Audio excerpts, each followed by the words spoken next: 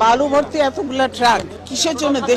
দেশে কি যুদ্ধ অবস্থা বিরাজ করছে নাকি? আমার কিসের জন্য, কি নিরাপত্তা? তারা এত কোন দিন তো নিরাপত্তা দেয়নি।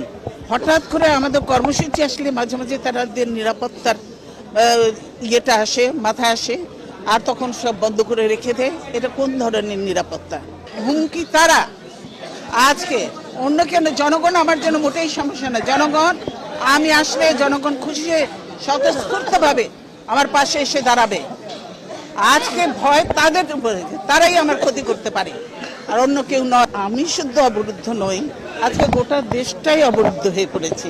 এই সরকার ক্ষমতায় থাকার জন্য আজকে দেশকে বিচ্ছিন্ন করে দিয়েছে। আজকে এই সরকার একটি দুর্বল এবং ভীতু হয়েছে। এরা এত ভীত তাদের নিজেদের গদি রাখার জন্য, তা এখন মানুষের রক্ত নিয়ে তারা ক্ষমতায় আছে। আপনারা কেন এগুলোর মধ্যে ইনভলভ হচ্ছেন? এই বাড়াবাড়ি কিন্তু বেশি দিন টিকবে না। তার জন্য পরিণতি কিন্তু আপনাদের ভোগ করতে হবে, এটা মনে রেখেন।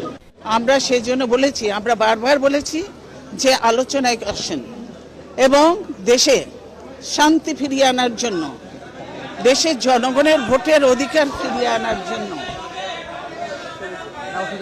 জনগণের ভোটের অধিকার ফিরিয়ে আনার জন্য একটা নির্বাচন করতে হবে।